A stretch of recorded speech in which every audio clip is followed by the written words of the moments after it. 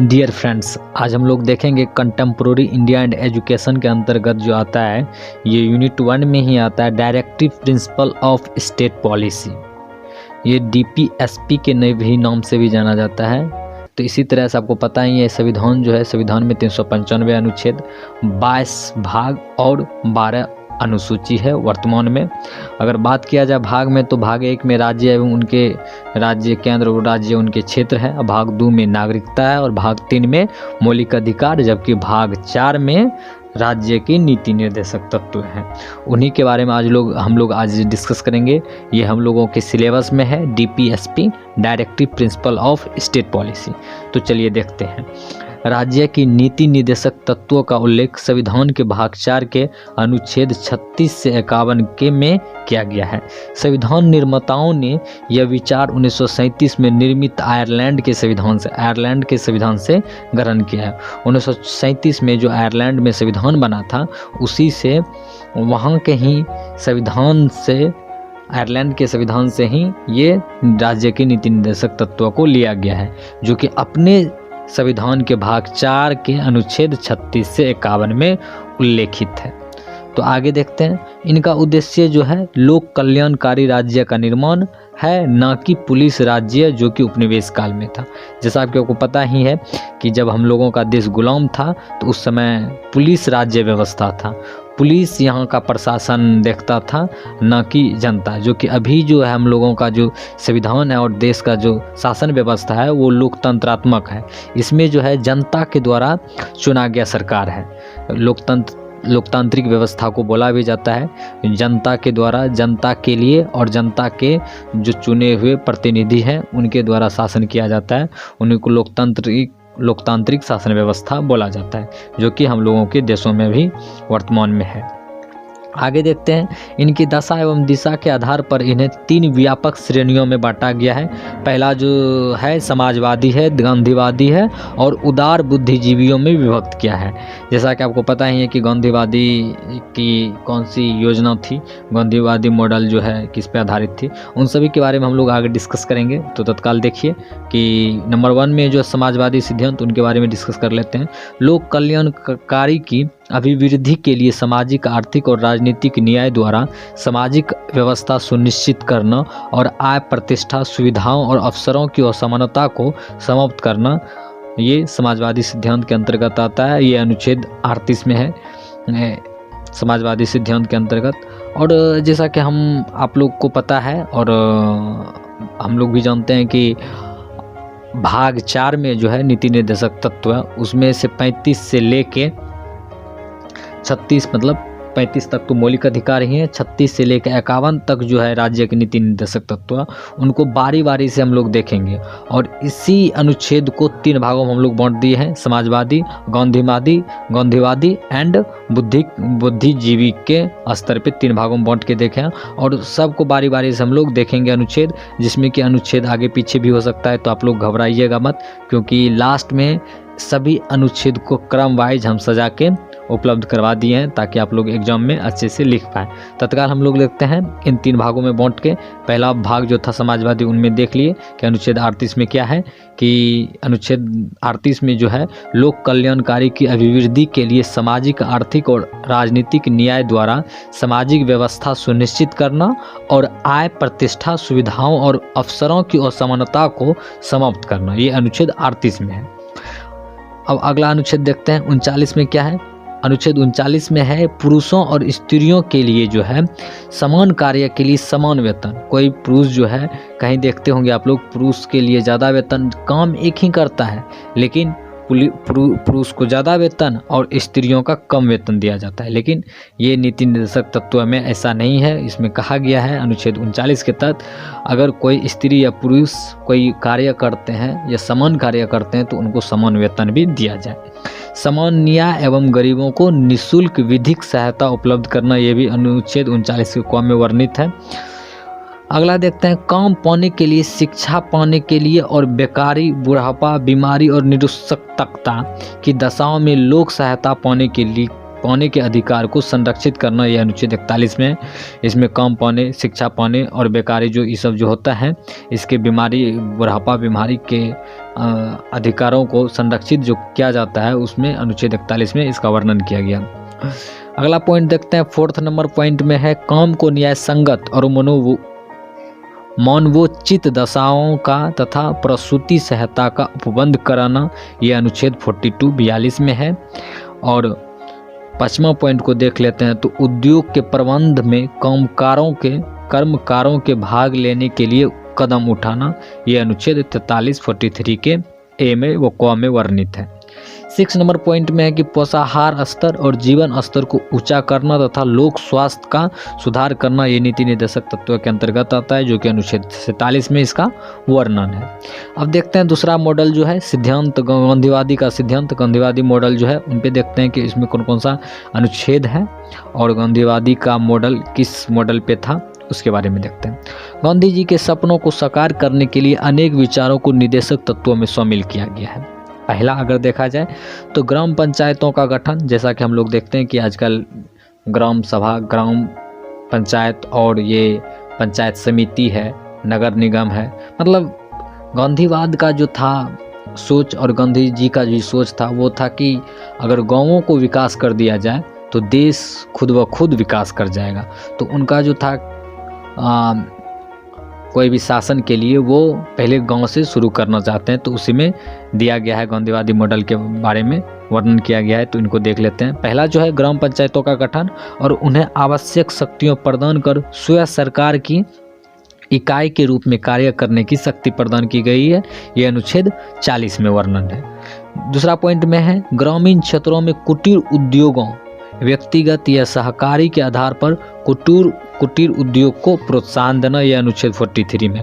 कुटीर उद्योग मतलब हुआ छोटा मोटा उद्योग, जिस तरह से कुटीर मुर्गा पालन, बकरी पालन, इस तरह के मछली पालन, इस सब को बढ़ावा देना और इसका प्रोत्साहन करना, ये अनुच्छेद 43 में इसका वर्णन है। तीसरा नंबर पॉइंट है अनुसूचित जाति और जनजाति और समाज के कमजोर वर्गों के शैक्षणिक एवं आर्थिक हितों को प्रोत्साहन और सामाजिक अन्याय एवं शोषण से सुरक्षा जो है, इसका जो वर्णन किया गया अनुसूचित जाति और जनजाति के लिए और समाज के जो कमज़ोर वर्ग हैं उनके लिए पढ़ाई लिखाई के बारे में उनके प्रोत्साहन का जो व्यवस्था किया गया है वो अनुच्छेद 46 में किया गया है। आप इस प्रकार देख सकते हैं। स्वास्थ्य के लिए नुकसानदायक, अगला जो पॉइंट है 4th नंबर, वो स्वास्थ्य के लिए नुकसानदायक नशीली दवाओं, मदिरा, ड्रग्स के औषधीय प्रयोजन से भिन्न उपभोग पर प्रतिबंध जो लगाता है, ये अनुच्छेद 47 में है कि इन सब चीज़ों को प्रतिबंध किया जाए, नशीली दवाओं पर, मदिरा पे, ड्रग्स पे। लेकिन जैसा कि आप लोगों को पता है ये कई जगह बहुत सारे स्टेट में अभी भी नशीली दवाओं पे कोई प्रतिबंध नहीं है, लेकिन बहुत सारे ऐसे स्टेट हैं जहाँ की इन सब चीज़ों पे कार्यवाही किया गया है। सरकार को चाहिए कि इन सब चीज़ों को अच्छे से देखें और उन पे प्रतिबंध करें। अगला नंबर पॉइंट है 5 नंबर में, ये गाय, बछड़ा व अन्य दुधारू पशु जो है उनके बलि देने पर रोक लगाया जाए और उनकी नस्लों में सुधार को प्रोत्साहन दिया जाए। जैसा कि हम लोग देख रहे हैं कि अपने देश में कई ऐसे मतलब देखने को मिलता है कि बहुत सारे ऐसे पशु हैं, जैसे गाय को उन लोगों को मार के एक तरह से मांस में इस्तेमाल किया जाता है, जिससे कि बहुत ही ज़्यादा दुख की बात है। तो उनके लिए इसमें अनुच्छेद 48 में वर्णित किया गया है कि जैसे कि गाय, बछड़ा व अन्य जितने भी दुधारू पशु हैं, जो कि दूध देती है, उनके बलि पर रोक लगाया जाए। और आप लोग ये भी देखते होंगे कि कई पूजा ऐसे बहुत सारे पूजा स्थल हैं या फिर जिसमें कि गायों की बलि दी जाती है, बछड़ों की बलि दी जाती है, जो कि बिल्कुल गलत है, ऐसा बिल्कुल नहीं होना चाहिए। पर हमारे समाज में या फिर हमारे धर्म में इस तरह से इन चीज़ों का जुड़ाव है, जिस वजह से अभी तक समाप्त नहीं हो पा रही है, लेकिन उम्मीद है कि आगे कुछ ना कुछ इन पे सुधार ज़रूर होगी। तो इन्हीं सब चीज़ों पे रोक लगाने की बात कही जा रही है। और जो इनकी नस्ल है, दुधारू पशुओं में जो नस्ल है, उनके नस्लों में सुधार करने का प्रोत्साहन भी दिया जा रहा है, किया जाना चाहिए, ये अनुच्छेद 48 में वर्णित है। अब तीसरा नंबर जो सिद्धांत था वो उदार बौद्धिक सिद्धांत के बारे में, उनके बारे में देख लेते हैं। इनका जो पहला पॉइंट था, भारत के समस्त राज्य क्षेत्र में नागरिकों के लिए एक समान सिविल संहिता, जो कि अनुच्छेद 44 में वर्णित है। ये बहुत ही ज़रूरी है हमारे देश के लिए, समान सिविल संहिता। आप लोगों को बता दें कि समान सिविल संहिता जो होता है, हम लोगों के देश में जो अपना देश है पंथ निरपेक्ष, बहुत सारे धर्मों का, बहुत सारी जातियों का जो मिश्रण है हमारे देशों में, और विभिन्नताओं का देश जो है हमारे देश इंडिया, भारत, इनमें से समान सिविल संहिता का मतलब है कि सभी धर्म के लिए एक जैसा कानून। विवाह की जो रणनीति है, या फिर गोद लेने की जो नियम है बच्चों की, या फिर जिस तरह से कि आपको जैसा एक प्रथा था इस्लाम धर्म में, जैसा कि हम लोग जान रहे हैं इस्लाम धर्म में था ये 3 तलाक जैसा, उन चीज़ों को सरकार के द्वारा हटाया गया। तो और हिंदू धर्म में भी है कि ये आप पहले कानूनी तरफ से ही आप किसी को तलाक दे सकते हैं, आई मीन उनको अपने शादी से एक दूसरे से अलग हो सकते हैं। ये सब जो नियम है सभी धर्म का अलग अलग है। अपना हिंदू जो है, हिंदू मैरिज एक्ट या हिंदू कोड बिल जो है इनके तहत अलग है, मुस्लिम का अलग है। लेकिन यही जो है राज्य की नीति निर्देशक तत्व, इसमें कहा गया है कि आप आगे चल के समान सिविल संहिता जो है उनके बारे में देश विचार करे और पूरे देश में एक समान सिविल संहिता का लागू करे, जो कि ये अनुच्छेद 44 में वर्णन किया गया है समान सिविल संहिता के। आप इनके बारे में और भी डिटेल्स में पढ़ सकते हैं, जान सकते हैं, और जो कि अभी हमारे देश में लागू नहीं हुई है समान सिविल संहिता, लेकिन मुझे बिलीव है कि ये आगे कुछ दिनों में इसका व्यवस्था जरूर किया जाएगा। अगला पॉइंट देखते हैं, दूसरा नंबर पॉइंट है, सभी बालकों को 14 वर्ष की आयु पूरी करने तक निःशुल्क और अनिवार्य शिक्षा देने की व्यवस्था की गई है अनुच्छेद 45 में। अच्छी बात है, ये कही भी गई है और ये हमारे देश में लागू हो भी चुकी है। जो 6 से 14 वर्ष के बच्चों के लिए शिक्षा का प्रावधान किया जा चुका है, जो कि 86वां संविधान संशोधन 2002 में किया गया था। उसमें 6 से 14 वर्ष के बच्चों के लिए निःशुल्क शिक्षा का प्रावधान किया गया, और ये आपको पता ही है कि मौलिक अधिकार भी दिया गया और निःशुल्क शिक्षा का प्रावधान किया गया, और अनिवार्य शिक्षा भी दिया गया कि इन एज के बच्चों को अनिवार्य और निःशुल्क शिक्षा सरकार की तरफ से करवाई जाएगी। कौन सा? तो अनुच्छेद 45 में इसका वर्णन है, 6 से 14 वर्ष की आयु पूरी होने तक। तीसरा नंबर पॉइंट देखते हैं, कृषि और पशुपालन को आधुनिक और वैज्ञानिक प्रणालियों से करना। मतलब ये कृषि और पशुपालन जो है ये सब चीज़ हमारे देश में देखते होंगे, जैसे कि पंजाब हरियाणा के क्षेत्र में आप लोग अच्छे से जान रहे होंगे कि वहाँ जो कृषि व्यवस्था है मॉडर्न पर आधारित है, जो कि और जितने भी देश की कंट्री में जितने भी राज्य हैं उन राज्यों से बेहतर वहाँ की कृषि व्यवस्था है, क्योंकि वहाँ आधुनिक जितने भी सामान हैं उनका इस्तेमाल किया जा रहा है खेतों में और पशुपालन में। जबकि और स्टेट को अगर हम लोग देख लें तो उन सब स्टेटों में इन आधुनिक चीज़ों का प्रयोग नहीं किया जा रहा है, जिससे कि हमारे देश पूरी तरह से अभी गरीबी से बाहर नहीं हो पाई है। इस वजह से इसमें वर्णन किया गया है कि अनुच्छेद 48 में कि कृषि और पशुपालन को आधुनिक और वैज्ञानिक प्रणालियों से आगे बढ़ाना चाहिए, इनका यति करना चाहिए। तो नंबर 4 में अब देख लेते हैं पर्यावरण का संरक्षण। इसके बारे में कहा गया है कि पर्यावरण का संरक्षण तथा संवर्धन तथा वन तथा वन्य जीवों की रक्षा करें, यह अनुच्छेद 48 में है। 48 में ही दोनों है, ये नीति निर्देशक तत्व के अंतर्गत ही आता है। पर्यावरण का संरक्षण जैसे कि पेड़ पौधे को नहीं काटना, उनको आगे बढ़ाना, और वन्य जीव जैसे होते हैं कि जो वन्य जीव आप लोगों को पता ही होगी, बहुत सारे ऐसे जीव हैं जो कि आज विलुप्त होने के कगार पे हैं। बहुत ही कम हम लोगों के देश में बाघ शेर की जनसंख्या मतलब संख्या बची हुई है। उन लोगों का संरक्षण के बारे में, उन लोगों की रक्षा के बारे में यह अनुच्छेद 48 में वर्णन किया गया है। नंबर 5 में देखते हैं राष्ट्रीय महत्व वाले घोषित किए गए कलात्मक एवं ऐतिहासिक अभिरुचि वाले स्मारकों और स्थानों या वस्तुओं का संरक्षण करना, यह अनुच्छेद 49 में 49 में है। जितने भी ऐतिहासिक अभिरुचि या स्मारक हैं उनका संरक्षण करना, ये देश नीति निर्देशक तत्व में इसका वर्णन किया गया है अनुच्छेद 49 के तहत। देश के स्मारक जैसे कि हम लोग देख सकते हैं कि स्मारक में से ताजमहल है, बहुत अच्छी चीज़ों में स्मारकों में से आती है, जैसे कि दिल्ली का लाल किला है, दिल्ली का जमा मस्जिद है, और इन तरह से बहुत सारे हम भारत में स्मारक है, और उन सभी चीज़ों का संरक्षण के बारे में इसमें दिया गया है। अगला पॉइंट है राज्यों की लोक सेवाओं में न्यायिक पालिका को कार्यपालिका से पृथक करना। राज्य की लोक सेवाओं में जो है न्यायपालिका को कार्यपालिका से पृथक करना, यह अनुच्छेद 50 में दिया गया है। उसके बाद 7वां नंबर पॉइंट जो अंतर्राष्ट्रीय शांति और सुरक्षा की अभिवृद्धि करना और राष्ट्रों के बीच न्यायपूर्ण और सम्मानपूर्ण संबंधों को बनाए रखना, ये एक प्रकार से जरूरी है। और अंतर्राष्ट्रीय विवादों को मध्यस्थ द्वारा निपटाने के लिए प्रोत्साहन देना। अभी जैसा कि आप लोगों को पता ही है कि यूक्रेन और रूस का जो विवाद चल रहा है और किस तरह से पूरी तरह से ये आगे बढ़ चुकी है, जिनमें कि कई यूक्रेन के निवासी जो मर चुके हैं और साथ में वहाँ के सैनिक जो है वो भी उनकी भी मृत्यु हो चुकी है। इनको कहा जा रहा है कि देश की इसमें नीति निर्देशक तत्व में कहा जा रहा है कि अंतर्राष्ट्रीय शांति जो है इनको शांति और सुरक्षा की अभिवृद्धि करना और राष्ट्रों के बीच न्यायपूर्ण और सम्मानपूर्ण संबंध को बनाए रखना, किसी भी देश के साथ अच्छा संबंध बनाए रखना। और जब भी अंतर्राष्ट्रीय विवाद हो तो जब भी बात हो तो लड़ाई करके ना हो, बल्कि एक दूसरे को बैठ के मध्यस्थता द्वारा निपटने के लिए प्रोत्साहन देना, ये राज्य के नीति निर्देशक तत्व में वर्णन किया गया है। और 51 में आपको पता ही है मूल कर्तव्य दिया गया है 51 में, और 51 के कौम मूल कर्तव्य के बारे में वर्णन किया गया है। आपको पता है 42वां संविधान संशोधन जब 1976 में हुआ तो मूल कर्तव्य को जोड़ा गया और देश की जनता के लिए क्या क्या मूल कर्तव्य उनके बारे में हम लोग देख चुके हैं, पढ़ भी चुके हैं। अगर नहीं देखे हैं तो आप लोग उन प्ले लिस्ट में जाकर उनको देख लीजिए, क्योंकि ये भी हमारे सिलेबस में है। मूल कर्तव्य 11 मूल कर्तव्य वर्तमान में है, जो कि आपको पता है 86वां संविधान संशोधन 2002 में 11वां मूल कर्तव्य जो शिक्षा का अधिकार है 6 से 14 वर्ष के बच्चों के लिए, उसमें दिया गया है। उनके बारे में आप डिटेल से देख सकते हैं प्लेलिस्ट में जाके।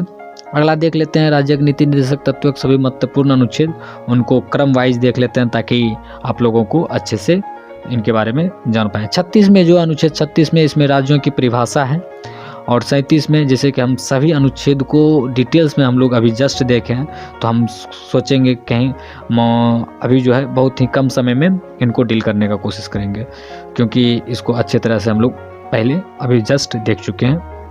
36 में इसमें अनुच्छेद 36 में जो है इसमें राज्यों की परिभाषा है। अनुच्छेद 37 में जो है इसमें इस भाग में समाहित सिद्धांतों को लागू करना, जो है इसमें जितने भी भाग हैं उनको लागू करवाना है अनुच्छेद 37 में। अनुच्छेद 38 में राज्य द्वारा जन कल्याण के लिए सामाजिक व्यवस्था को बढ़ावा देना है। 38 में 39 में राज्य का अनुसरण किए जाने वाले कुछ नीति सिद्धांत जो उनको लागू करवाना है। और 39 के ए में समान न्याय और निःशुल्क कानूनी सहायता के बारे में वर्णन किया गया। अनुच्छेद 40 में आपको बताया है कि ग्राम पंचायतों का संगठन के बारे में वर्णन किया गया। अनुच्छेद 41 में कुछ मामलों में काम का अधिकार, शिक्षा का अधिकार और सार्वजनिक सहायता जो दिया गया है उनके बारे में वर्णन किया गया। जबकि अनुच्छेद 42 में नियोजित और मानवीय कार्य दशाओं तथा मातृत्व सहायता के लिए प्रावधान किया गया है।